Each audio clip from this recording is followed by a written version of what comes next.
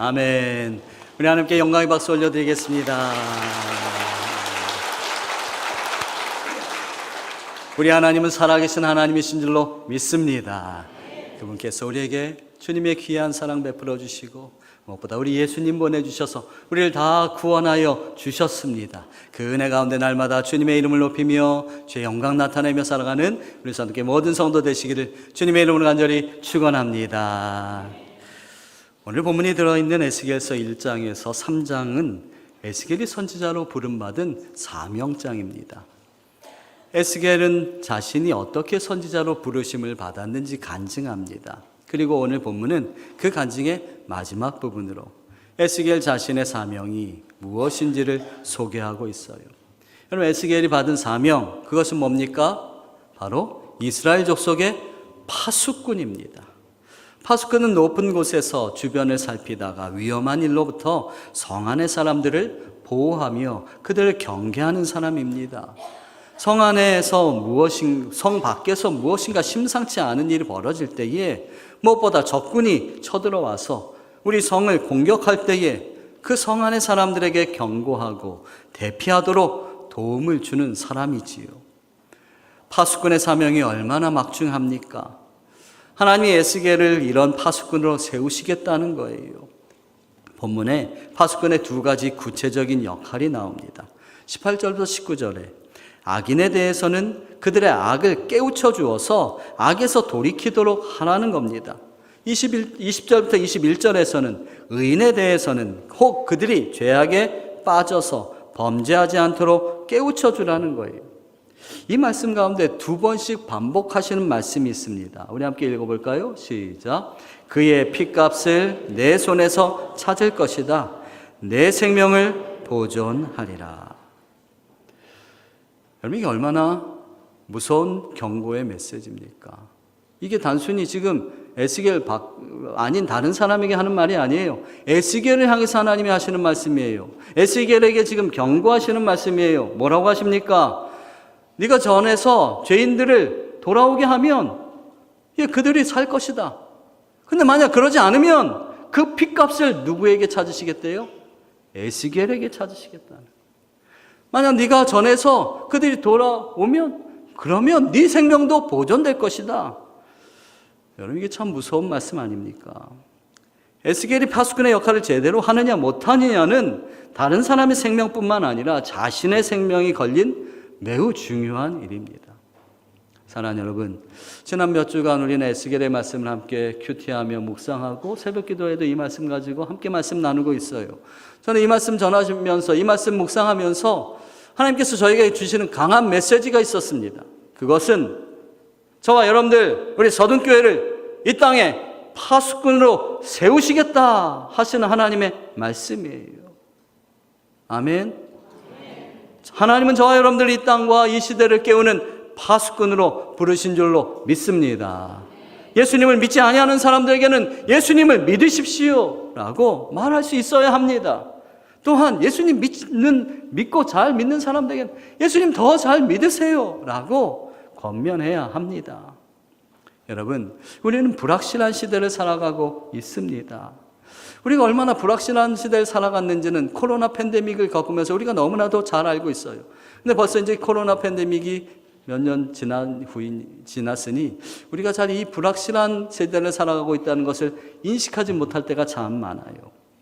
코로나 팬데믹이 한창이었던 2021년에 미국에서 있었던 일입니다. 여러분 아마 들어보시면 기억하실 거예요.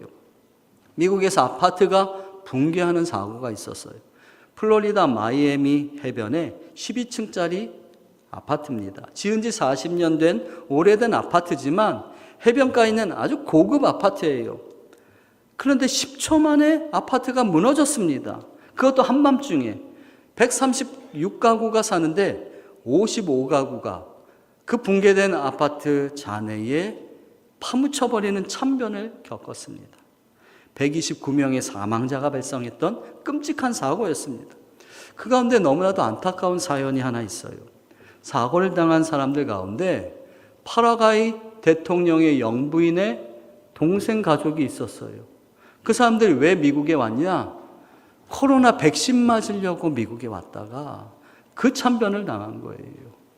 코로나 백신 맞고 이 코로나를 잘 이겨내며 미래를 밝히면서 잘 살려고 했는데 그렇게 왔다가 큰 비극을 맞았습니다.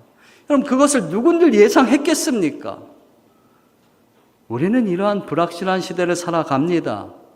그런데 이러한 불확실한 시대 속에서 땅의 것에만 매여 살 수 있겠습니까? 하늘을 바라보면서 살아야지요. 천국을 소망하며 살아야지요. 골로새서 3장 1절부터 2절 말씀 우리 함께 읽어봅시다. 시작. 그러므로 너희가 그리스도와 함께 다시 살리심을 받았으면 위의 것을 찾으라. 거기는 그리스도께서 하나님 우편에 앉아 계시느니라. 위의 것을 생각하고 땅의 것을 생각하지 말라. 불확실한 시대 속에서 땅의 것에만 매여 살지 않고 하늘 소망, 천국 소망으로 살아야 합니다. 또한 이 땅의 모든 사람들이 그렇게 살도록 전해주고 권면해야 합니다. 이 사명을 잘 감당하는 저와 여러분들 되시기를 주님의 이름으로 간절히 축원합니다.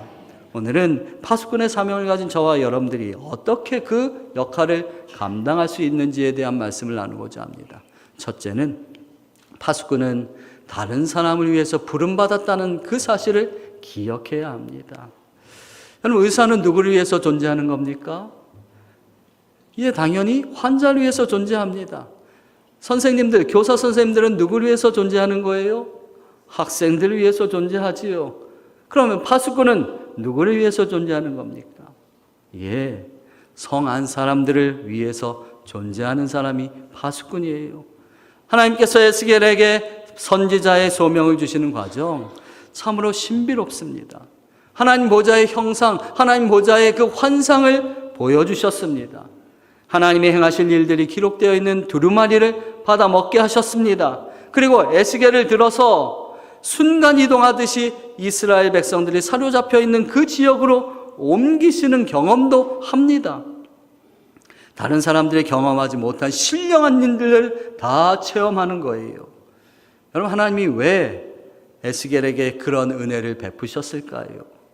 종교적인 황홀경에 젖으라고, 그저 개인적인 우월감이나 만족감에 나는 이렇게 은혜 받았다, 그렇게 취해 있으라고 하나님이 그것을 허락하신 겁니까? 아닙니다. 그런 경험과 은사들은 모두가 다른 사람을 향한 삶을 위해서 준비된 디딤돌일 뿐입니다. 이것이 파수꾼이 가지는 첫 번째 정체성입니다. 여러분, 이 시대에는 신화가 있어요. 어떤 신화입니까? 내가 더 많이 가져야 행복하고, 더 많이 가져야 다른 사람보다 더 중요해 보이고, 더 많이 가져야 안전해진다. 그래서 우리의 모든 활동이 자기중심적입니다. 우리의 믿음 생활도 지극히 개인주의화 되어가고 있습니다. 하나님이 나를 사랑하시네, 하나님이 나를 구원하셨어, 날 돌보시지 하며 자기 만족에만 젖어 있습니다. 혹은 나 하나면 잘하면 되지 하는 신앙. 내 주변에 죽어가는 영혼들에 대해서는 돌아볼 생각을 안 하고 그저 나만 잘 믿으면 되지. 저는 가끔 아내와 함께 영화를 보러 영화관에 갑니다. 영화관에서 영화 보면요, 그 안에 많게는 200명 정도가 함께 영화를 봅니다. 그런데 제가 제 아내 말고 그 영화를 본 사람이 누군지, 그 사람이 영화 본 다음에 어떠한 감정을 느끼는지 전혀 알지 못합니다. 왜요? 영화관이라는 곳의 특성이 그런 거잖아요. 옆에서 누가 앉아서 구경하든 상관이 없습니다. 나는 나고 너는 너고, 영화관에서는 나 혼자 영화를 즐기면 되는 겁니다. 근데 여러분, 신앙생활도 그런 건가요? 우리가 같은 예배당에서 함께 예배드리면서 나는 나고 너는 너고 전혀 관심 없이 그렇게 예배 드리고 있습니까? 아니요. 신앙생활은 영화 보듯 나만을 위한 것이 아닙니다. 다른 사람을 위해 하는 겁니다. 그래서 교회에 대한 정의에 이런 말이 있어요. 이 세상에서 다른 사람을 위해 존재하는 유일한 공동체가 교회다. 성경은, 교회는, 신앙은 어울림을 지향합니다. 함께함을 지향합니다. 혼자 신앙생활할 수 없습니다. 나의 모든 것이 타인에게 흘러가는 삶, 그리고 타인의 삶이 내 삶 속에 간섭되어지고 영향을 끼치는 삶. 귀찮고 불편하더라도 성경은 이런 삶을 살아야 한다, 우리에게 말씀하고 있습니다. 요즘 가난한 성도들이 너무 많아요. 가난한 성도 무슨 뜻이라 했어요? 안 나가 성도, 안 나가를 거꾸로 해서 가난한 성도라고 표현한대잖아요. 나 예수님을 믿어. 그런데 나 교회는 안 나가. 왜요? 다른 사람 통해서 내가 상처받아서 나 교회 가기 싫어. 이런 사람들도 있고, 다른 사람과 같이 교제하는 거 귀찮아. 나만 예수님 잘 믿으면 되지. 그럼 구원받지. 아니요, 하나님은 그렇게 말씀하지 않습니다. 함께 공동체를 이루어서 함께 일어나 함께 저희 천국을 향해서 나아가라고. 때로 불편할 수 있지요. 나 혼자 있으면 그냥 편한데 다른 사람과 함께 믿으며 그 가운데서 상처를 받기도 합니다. 그런데 그 모든 것이 다 훈련의 과정인 거예요. 우리를 성숙하게 하시고 우리를 성화하게 만드시는, 우리를 거룩하게 만드시는 하나님의 계획 가운데서 우리가 교회 공동체 안에서 함께 신앙생활 하는 겁니다. 사랑하는 여러분, 하나님이 저와 여러분에게 이 서둔교회에서 신앙생활할 수 있도록 인도하여 주신 줄로 믿습니다. 그 많고 많은 교회 가운데서 하나님이 우리를 이곳 서둔교회로 부르셨습니다. 이 교회에서 신앙생활하게 하셨습니다. 그러면 거기에 분명 하나님의 무슨 뜻이 계시지 않겠습니까? 또한 내가 아닌 다른 사람을 위해서 하나님께서 저와 여러분들을 은혜의 도구로 선택하여 주신 줄로 믿습니다. 그것이 이스라엘의 파수꾼이 던져주는 첫 번째 메시지입니다. 그래서 하나는 옆에 있는 성도님들 바라보면서 환하게 웃으면서 이렇게 인사했으면 좋겠어요. 저는 당신을 위해서 존재합니다. 별로 이렇게 내키지 않은 듯이만 하시는 것 같아요. 예, 우리는 나를 위해서 존재하는 건 아니라 옆에 있는 성도를 위해서 존재하는 거예요. 서로 격려하며 위로하며 그러면서 함께 천국으로 나아가는 거예요. 그러한 사랑의 공동체, 신앙 공동체, 천국까지 함께하는 천국 공동체, 우리 서둔교회가 되길 주의 이름으로 간절히 축원합니다. 둘째로, 파수꾼은 들판으로 나아가 주님을 만나야 합니다. 에스겔서 3장 22절부터 23절 말씀 같이 읽어보겠습니다. 시작. 여호와께서 권능으로 거기서 내게 임하시고 또 내게 이르시되 일어나 들로 나아가라. 내가 거기서 너와 말하리라 하시기로 내가 일어나 들로 나아가니 여호와의 영광이 거기에 머물렀는데 내가 전에 그발 강가에서 보던 영광과 같은지라. 내가 곧 엎드리니. 아멘.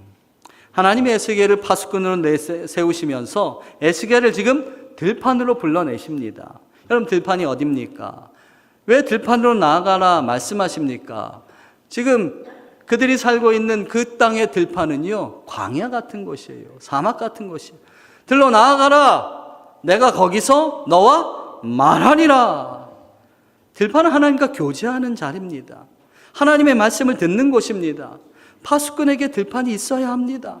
세상의 시끄러운 소리와 복잡한 소리와 세상의 잘못된 소리들을 들리는 그러한 곳이 아니라 하나님의 음성을 듣는 자리, 진리의 말씀을 듣는 자리, 하나님께서 내게 말씀하시는 그 자리가 필요합니다. 성경에서 빈들이라고 표현하기도 하고 광야라고도 표현하는 말에 히브리 말은 미드바르라는 말이에요.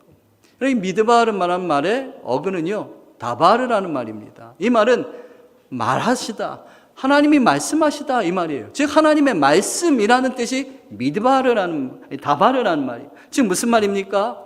빈들, 들판, 광야는 하나님이 말씀하시는 곳이라는 거예요. 여러분, 누구든지 파수꾼 역할을 하기 위해서 자신의 들판으로 나아가야 합니다. 하나님만이 말씀하시는 곳, 하나님의 음성만이 들려지는 곳, 그곳으로 나아가야 합니다. 예수님이 세례를 받으실 때에 하늘이 열리고 하나님의 음성이 들렸어요. 이는 내 사랑하는 아들이다. 그리고 예수님께서 곧바로 광야로 나가셨습니다. 미드바르, 하나님의 말씀이 들려지는 그 광야로 나아가셨습니다. 그리고 하나님과 깊은 교제를 나누십니다. 광야는 모든 것이 침묵하는 자리입니다. 오직 하나님의 마음, 그것 하나에만 집중하면서 하나님의 마음을 배우는 자리입니다. 하나님의 음성으로 체험받는 자리입니다. 예수님은 광야에서 인류의 파수꾼이 되기로 작정하십니다. 예, 하나님이 예수님을 인류의 파수꾼으로 세우셨음을 깨달으셨습니다. 그리고 그 사명을 위해서 자신을 드리시기로, 십자가에 자신을 못 박으시기로 결단하셨습니다. 여러분, 하나님과 교제하시는 들판이 있습니까? 오직 하나님의 음성만 들리는 곳, 하나님에게 진실한 마음으로 정직하게 기도하는 곳, 그곳에서 하나님과의 친밀한 교제의 시간을 만드십시오. 특별히 하루를 시작하는 새벽 시간에 새롭게 주어진 하루를 파수하기 위해서 오늘도 내게 주신 하나님께서 허락하신 이 삶이 하나님께서 지키신 것이고 하나님께서 역사하시는 것이 되기를, 그렇게 내 삶을 지켜내기 위해서, 아니 내 삶뿐만 아니라 내 주변에 있는 모든 믿음의 형제 자매들이 이 세상 속에서도 절대로 넘어지지 아니하며 흔들리지 아니하며 믿음 붙잡고 살아갈 수 있도록 그들을 파수하는, 그렇게 주님의 음성을 듣는, 하나님과 만나는 은혜의 자리로 나오십시오. 이스라엘 백성이 광야를 통과할 때에 하나님께서 하늘에서 만나를 내려주셨습니다. 만나는 하루치만 거두게 되어 있습니다. 이틀이 지나면 상해서 못 먹습니다. 그날 먹을 것은 그날 준비하라는 거예요. 내일 양식을 오늘 미리 먹어두어서는 안 됩니다. 사랑하는 여러분, 우리는 다 광야를 지난 삶을 살아가고 있습니다. 그날 말씀을 받아서 살라는 거예요. 옛날에 그 전에 한때 은혜 받은 그것 가지고 계속해서 그거 가지고 울고 먹으면 상한 은혜만을 받는 것뿐이에요. 매일매일 주시는 은혜, 매일매일 주신 하나님의 말씀을 받아 살다 보면 인생 전체가 하나님께 붙들림 받은 하나님의 사람이 될 줄로 믿습니다. 사랑하는 여러분, 매일매일 하나님의 음성이 들려지는 들판에서 하나님의 은혜를 받아 살아 인생 전체가 하나님께 붙잡힌 바 되는, 하나님께서 역사하시고 하나님께서 놀라운 은혜 베풀어 주시고 하나님께서 날마다 지켜주시는 그러한 저와 여러분의 삶이 되시기를 주님의 이름으로 간절히 축원합니다. 셋째로, 파수꾼은 자기 십자가를 지고 주님만 의지하며 살아야 합니다. 우리 24절부터 27절 말씀 같이 읽어보겠습니다. 시작. 주의 영이 내게 임하사 나를 일으켜 내 발로 세우시고 내게 말씀하여 이르시되 너는 가서 내 집에 들어가 문을 닫으라. 너 인자야 보라, 무리가 내 위에 줄을 놓아 너를 동여 매리니 내가 그들 가운데서 나오지 못할 것이라. 내가 내 혀를 내 입천장에 붙게 하여 내가 말 못하는 자가 되어 그들을 꾸짖는 자가 되지 못하게 하리니 그들은 패역한 족속임이니라. 그러나 내가 너와 말할 때에 내 입을 열어주리니 너는 그들에게 이르기를 주 여호와의 말씀이 이러하시다 하라. 들을 자는 들을 것이요 듣기 싫은 자는 듣지 아니하리니 그들은 반역하는 족속임이니라. 여러분, 파수꾼의 삶은요 그리 녹록하지 않습니다. 하나님이 에스겔에게 말씀하시는 파수꾼의 삶은 어떠한 삶입니까? 24절부터 25절에 보면 내가 집에 들어가면 무리가 널 줄로 동여맬 거다. 그를 결박하겠다는 거예요. 또한 27, 26절에 보면 너가 벙어리가 되어서 그들 책망하지도 못할 것이다. 비방하지도 못한다. 그리고 27절에 보면 하나님이 주시는 말만 해라. 그렇다고 해서 또 27절에 이렇게 사람들이 다 듣지도 않아. 그럼 파수꾼이란 의외로 고단한 삶입니다. 남이 알아주지도 않아요. 심지어 남으로부터 핍박도 당합니다.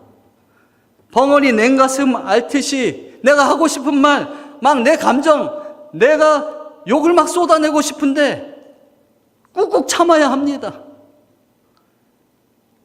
하나님의 말씀을 전한다고 해서 열매가 또 주렁주렁 맺히는 것도 아닙니다. 참 이상한 일 아닙니까? 하나님이 하나는 일을 하는데 왜 고달프게 하실까요? 그러고 보니 주님으로부터 보냄받은 종들 다 고달픈 삶을 살았습니다. 모세는 자기 백성으로부터 원망과 불평을 들었어요. 예레미야는 하나님 말씀 전하다가 구덩이에 던져져서 묶이고 매도 맞았습니다. 베드로는 옥에 갇혔어요. 사도 바울은 40에 하나 감한매를 5번이나 맞고 돌팔매질을 당하고 옥에 갇히기도 수없이 합니다. 우리 예수님은 어떠십니까? 우리를 위해서 인류의 파수꾼 되신 예수님은 십자가에 높이 달려 죽임을 당하셨습니다. 파수꾼의 삶은 그리 녹록하지 않습니다. 쉽지 않습니다. 하나님이 에스겔이 사역을 시작하기도 전에 이렇게 먼저 말씀하시는 이유는 뭘까요? 겁먹으라고? 두렵고 떨리니까 이미 이 모든 일 포기하라고? 전도하지 말라고? 아니지요. 그런 일 당할 때에 낙심하거나 포기하지 말라고, 끝까지 승리하는 하나님의 사람 되라고, 담대하라고 그렇게 말씀하시는 거예요. 여러분, 우리에게는 영적 멀미가 있습니다. 여러분, 멀미가 뭡니까? 속도나 방향이 변화를 받아서 그럴 때 내 몸이 받아들이지 못해서 생기는 현상이 바로 멀미입니다. 우리에게도 이런 멀미 현상이 있어요. 영적 멀미 현상. 내가 무언가 조금 잘 되거나 좀 잘 나가고 좀 높아지면 금방 우쭐해집니다. 반대로 잘 안 되면, 힘들어지면 낙심하고 우울해지고 낭망합니다. 이것이 바로 영적인 멀미 현상이지요. 하나님이 이렇게 파수꾼의 고단한 삶을 알려주시고 미리 예고하신 이유는 멀미하지 말라는 거예요. 낙심하지 말라는 거예요. 주님만 의지하며 주님 안에서 담대하게 승리하라는 거예요. 예수님도 제자들에게 말씀하세요. 마태복음 5장 10절부터 12절 말씀입니다. 같이 볼까요? 시작.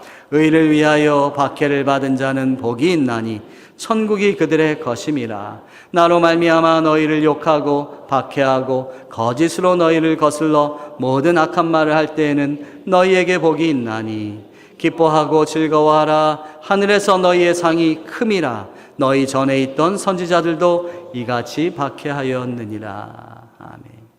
주님 사명 감당하다가 핍박당하면 의기소침할 일이 생기지만, 그러나 의기소침하지 말라. 오히려 기뻐하라. 그로 인해서 하늘에는 우리를 위한 큰 상이 예비되어 준 줄로 믿습니다. 하나님이 우리를 고난에서 짓눌리라고 파수꾼으로 세우신 것이 절대 아닙니다. 그러한 상황 가운데서도 하나님의 영광 나타내며 하나님 주신 담대함으로 세상을 이기라고 우리를 하나님께서 파수꾼으로 세워주신 줄로 믿습니다. 제가 인도네시아에서 사역하다가 이제 수술 받을 일이 있어서 한국에 와서 한 3개월 정도 병원에 입원한 적이 있었어요. 그때 제 그 병실에 이제 다른 분들 이제 병문안 오셨다가 저를 보면서 목사님 이러면서, 그러니까 그 병실 안에 있는 6인실 병실 안에 모든 사람들이 제가 목사인지 다 알게 되잖아요. 근데 한 분이요, 계속 그런 이후에 교회에 대해서 얼마나 욕을 하는지, 개독교니 뭐니 목사라는 놈들이 어쩌고 저쩌고 막, 제가 그 얘기 듣는데 얼마나 마음이 힘들든지요. 네. 제가 그 상황에서 저 사람 빨리 갔으면 좋겠다 이런 마음이 막 드는데요. 기도하는데 하나님이 제 마음속에 얼마나 그가 불쌍하냐, 그가 얼마나 불쌍하냐, 그 마음을 주시는 거예요. 그래서 제가 그에게 다가가서 예수님을 전하고 이런데 아니나 다를 때까 교회에서 상처받고, 예전에 예수 믿던 사람인데 교회 상처받고 그랬던 거예요. 나중에 그분이 이제 가실 때는 저한테 처음에는 목사가 어쩌고 그러시더니 목사님 치료 잘 받고 가세요 이러시면서 가시더라고요. 이 시대가 참 예수님을 전하는 게 얼마나 힘든지 모릅니다. 그런 시대 가운데 우리가 살아가고 있습니다. 사랑하는 여러분, 파수꾼의 사명을 감당하느라 어려움을 겪는다 할지라도요, 강하고 담대하십시오. 두려워하지 마십시오. 여기에 하나님께서 파수꾼에게 주시는 약속의 말씀이 있기 때문입니다. 우리 3장 7절부터 9절 말씀 같이 읽어봅시다. 시작. 그러나 이스라엘 족속은 이마가 굳고 마음이 굳어 내 말을 듣고자 아니하리니 이는 내 말을 듣고자 아니함이니라. 보라, 내가 그들의 얼굴을 마주보도록 내 얼굴을 굳게 하였고 그들의 이마를 마주보도록 내 이마를 굳게 하였으되 내 이마를 화석보다 굳은 금강석같이 하였으니 그들이 비록 반역하는 족속이라도 두려워하지 말며 그들의 얼굴을 무서워하지 말라 하시니라. 아멘. 여러분, 제가 어렸을 때요, 저 어렸을 때 제일 인기 많았던 스포츠가 뭔지 아세요? 프로레슬링이었습니다. 프로레슬링. 예? 집에 TV가 없어가지고 친구 집에 가서 흑백 TV였지만 다 같이 모여서 프로레슬링 봐요. 그럼 제일 인기 있는 그 게임이 뭐냐면요, 한일전. 그것도 더블 매치. 그러면 우리 한국에는 대표가 누구예요? 김일 선수랑 여건부 이렇게 나와요. 그럼 처음에 여건부 선수가 엄청 얻어맞고 막 거의 질 것 같아요. 그럼 갑자기 나타난 사람이 누구예요?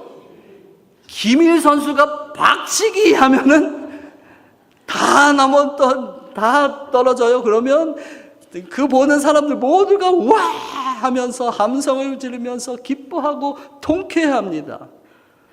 여러분, 오늘 하나님께서 우리에게 말씀하세요. 내 이마를 어떻게 하신대요? 금강석. 여러분, 금강석이 뭐예요? 다이아몬드예요. 다이아몬드. 가장 강한 다이아몬드로 그들의 이마를 어떻게 하시겠대요? 박살내버리시겠대요. 박살내버리. 예? 그러니 담대하라. 염려하지 말아라. 걱정하지 마라. 사랑하는 여러분, 하나님께서 우리를 그렇게 강하게 만들어 주실 줄로 믿습니다. 사랑하는 여러분, 파수꾼의 삶이 고단하고 힘들 때가 있습니다. 감당하기 힘든 모욕과 박해도 받을 수 있습니다. 속 시원하게 욕이라도 해주고 싶은데 그렇게 할 수 없습니다. 그러나 여러분, 근심하지 마십시오. 염려하지 마십시오. 두려워하지 마십시오. 마침내 우리가 악한 마귀 사탄의 계계를 깨뜨리고 멋지게 승리하게 될 줄로 믿습니다. 모든 것을 역전시키신 하나님께서 이 상황을 변화시켜 주시고 우리 한국교회를 다시 부흥케 하실 줄로 믿습니다. 저와 여러분들, 우리 서든교회를 다시 부흥케 하실 줄로 믿습니다. 날마다 주님 의지하며 주님만 바라보며 승리하는 삶을 살아내는 우리 서든교회 모든 성도 되시기를 주님의 이름으로 간절히 축원합니다. 우리 함께 기도하겠습니다. 하나님, 감사합니다. 저희들 이 땅에 파수꾼으로 세워주시겠다 말씀하시니 감사합니다. 그렇습니다. 저희들 주님의 파수꾼으로 살기 원하는데, 그러나 이 세상 너무나도 녹록하지 않습니다. 전도하고 말씀 전하는 것 쉽지 않습니다. 그러나 하나님, 우리를 담대케 하여 주옵소서. 천국 소망 가지고 날마다 천국 백성 되게 하여 주옵소서. 주님의 귀한 사람으로 하나님께서 주시는 사명 잘 감당할 수 있도록 은혜 베풀어 주옵소서. 예수님의 이름으로 기도하옵나이다. 아멘.